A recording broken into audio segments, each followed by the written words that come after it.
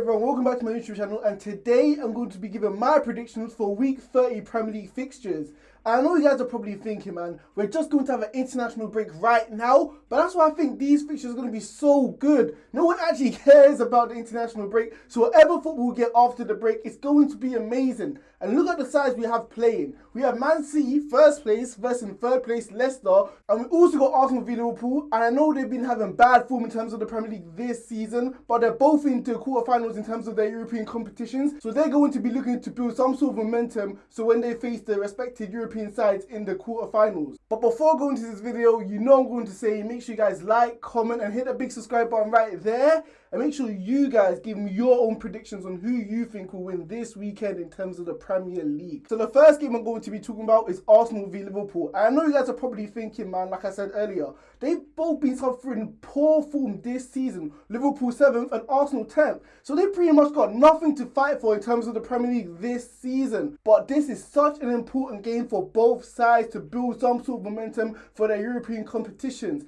They should start using these Premier League games to try build form, build confidence, so that they both can believe that they can advance in the European competitions and maybe get to the finals and maybe even win the finals and sneak in the back door to enter the Champions League next season, because they're not going to do it in the league. But in terms of the game itself, let me start with Arsenal. And the game against West Ham literally summed up their season. The first half, they looked lackluster, they looked lethargic, they looked so tired out there, knowing that they just competed against Olympiacos on the Thursday night. It looked like they didn't even want to win against West Ham, let alone a draw. They didn't even want to compete. We saw David Luiz literally get out-muscled by Antonio in the air. We saw all Arsenal players turn their back on the ball. And what was the first lesson they taught you in school? Never turn the back on the ball, no matter where you are on the pitch. And that's what led to Bowen's goal. But in the second half, we literally saw what type of quality they have, seeing the likes of Odegaard performing on the weekend in the cam role, orchestrating the attack for Arsenal, for the likes of Pepe, for the likes of other players to get into good positions to score goals. He was literally dictating and controlling the whole game in the second half. He stepped up. Even Lacazette, his hold-up play was excellent. The way he was linking the attack and the midfield, getting the chances in the area, and even showing that he's able to score goals when it truly matters. Although the first one was a deflected goal, he had a great touch and literally got the shot off, which led to the own goal. So he had a phenomenal game as well. And even Callum Chambers, of all people, when you thought he was dead and buried in the Arsenal squad and you were never going to see him again, he was literally delivering cross after cross after cross, which had the likes of Dawson and West Ham defenders worried that maybe they're going to lead to a goal. So because of the first half performance, where you saw literally Arsenal go 3-0 down in 33 minutes against West Ham, but literally step it up and score 3 goals in 45 minutes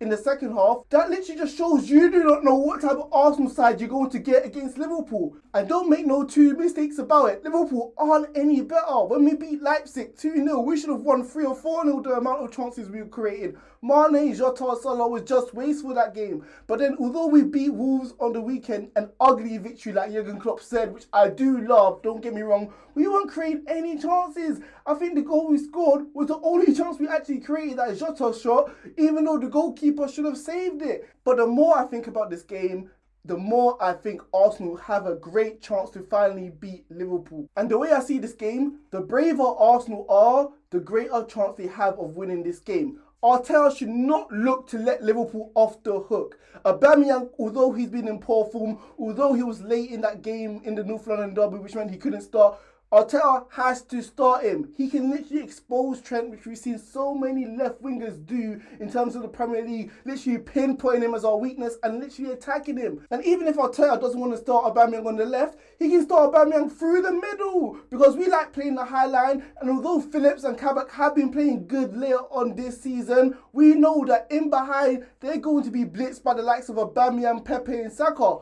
Arsenal need to play pace, because Liverpool are going to play this high line, which are going to leave us heavily exposed on the counter-attack. Although I do like the combination of Odegaard and Smith Rowe, and I do think they work well together, one of them starting on the left, one of them playing in the cam spot, I think this is a game of pace, and one of them should only be starting against Liverpool. But at the end of the day, I'm not going to doubt Liverpool. I don't think we're going to lose this game. I don't think Arsenal are going to be brave enough and clinical enough to punish us. And although we've been struggling, scoring goals, going on the attack, I do think we'll be able to get a goal. So at the end of the day, I think it's going to be a score draw. I think it's going to end 1-1 at the Emirates. So the next game I'm going to be talking about is Leicester v Man City. And let me just start with their great weekends they both had. Both of them convincingly advancing to the semi-finals of the FA Cup, beating respectable sides in Everton and Man United. So both teams should be happy that they're going to be able to win this game. Even before this game, if we looked at before the FA Cup ties, they were in great form anyway, both sides. Leicester beating Sheffield United 5-0, Man City going on such a run even after losing to Man United. But let me start with Brendan Rodgers. I have to give this guy his credit, man. I love Brendan Rodgers. Because people were doubting, like I've said so many times, that maybe Leicester are going to drop out of the top 4 race.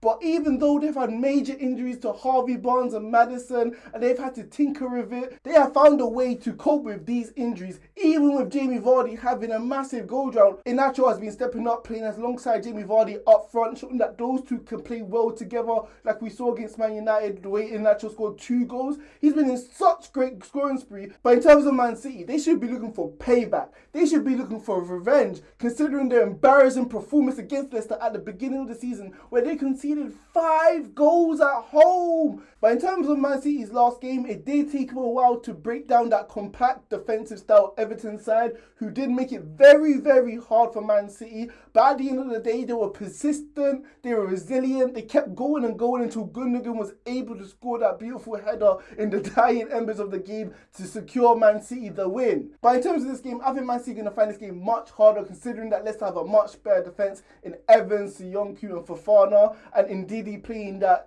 Kante role, literally screening, and he's going to be able to disrupt the play of Man City when it comes to tiki-taka football. And I can't lie, I just think Leicester City have Man City's number in terms of this game. I think Jamie Vardy is going to be able to get back in goal scoring form. I'm going to go for the upset, if we call it upset, because Leicester are 3rd place. I think Leicester are going to be able to win this game against Man City, so I'm going to be predicting a 2-1 victory for Leicester City. So the next game I'm going to be talking about is Man United versus Brighton. And let me just start off with Man United, yeah. I have to admit, I was wrong about Manchester United. I hold my hands up, I was wrong. I said that Man United were not going to win the Premier League under Ole Gunnar Solskjaer. What I should have said is that Man United are never going to win a trophy under Ole Gunnar Solskjaer at this point.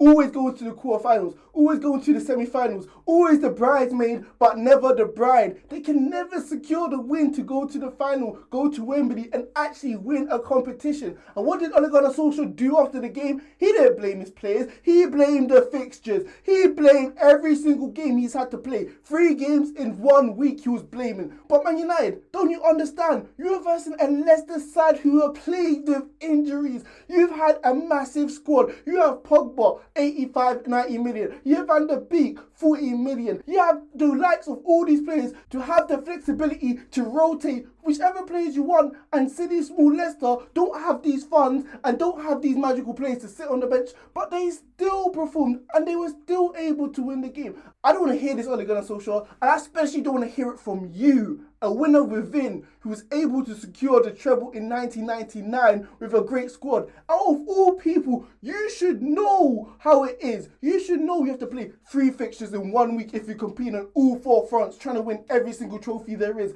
You know in the semi-finals when you beat Juventus to secure to go to the final against Bayern Munich in the final of the Champions League. You should know playing against Arsenal in the finals of the FA Cup when Ryan Giggs ran through that whole Arsenal side to score that pivotal goal in the dying embers of the extra time game. You should know how many games are going to be played throughout a calendar season if you're trying to win all trophies. So I don't want to hear these excuses.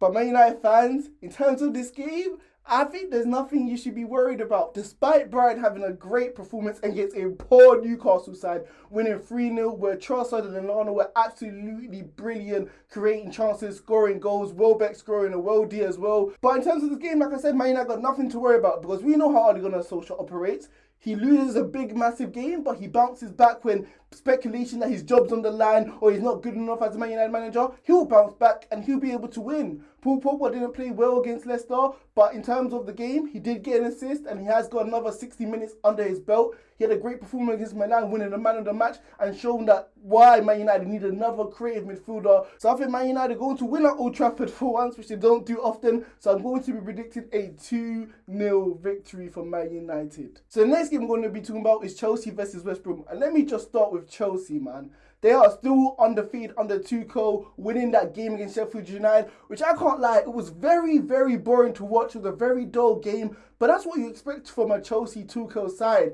And literally, what I think Chelsea are, they are literally cornflakes. They're off-brand cornflakes. In the morning, you eat the cornflakes. They don't taste nice. They're not easy on the eye. They ain't crunchy, they ain't Cocoa Pops. They're not exotic. You're not going to enjoy them, but they get the job done. It relieves you from your hunger and you're ready to go to work or do what you want. And that's what Chelsea are. They're boring, they're slow sometimes, you don't like them, but at the end of the day, we can't lie, they're resilient. They're going to wear the team down and they're going to get an all-important goal to win the game at the end of the day. But I can't lie, I don't see this slowing down. I think they're going to be able to beat this West Brom side. Despite them having a lack of opportunities against Sheffield United, showing that they still need to think of their best three front players because they didn't have a shot on target in the first half against Sheffield United. He had Pulisic, Giroud, great players, but they still won't be able to function in terms of that game. But in terms of West Brom, I think they're going to be solid. I think they're going to be compact. They're going to be a typical Sam Allardyce side and he's going to make it hard. But I don't think they're going to have the mental toughness to literally survive this whole game because West Brom don't have anything to play for, man. They're 10 points of safety. So in terms of this game, I'm going to be predicting a 2-0 victory for Chelsea. So the last game I'm going to be talking about is Newcastle versus Tottenham Hotspur. And let me just start with Tottenham Hotspur. They have been... Where do I start with Tottenham, man? Oh my God, I can't even lie.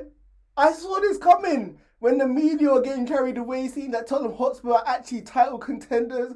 People getting carried away, seeing that Tottenham are actually going to beat Everton in terms of the FA Cup and advance to another quarterfinals in terms of a competition. People saying that Mourinho's going to mastermind the Europa League win for Tottenham Hotspur. There's something you Tottenham fans don't understand. You're a nearly club. You're not going to win trophies anytime soon. And Chiellini has summed up your club perfectly when he said, this is the history of Tottenham.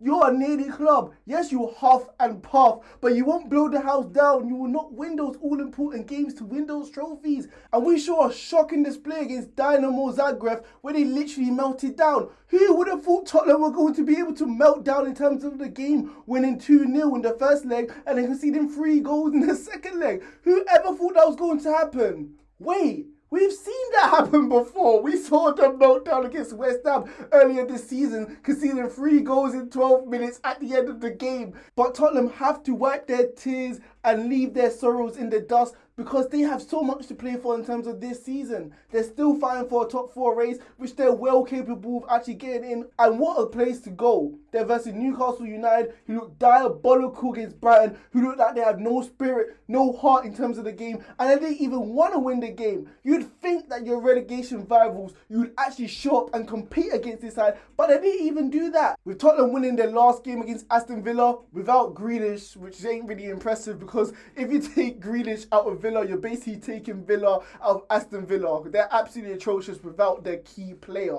So in terms of this game, they're versing a worse offside compared to Aston Villa, who I don't even rate without Grealish, like I said. So I think Tottenham are going to be able to win this game fairly comfortably, but it ain't going to tell us much about Tottenham Hotspur because they don't win it when it really matters. But in terms of this game, I'm going to give Tottenham the victory. I think they're going to be able to beat this very, very poor Newcastle side. So I'm going to be predicting a 2-0 victory for Tottenham Hotspur.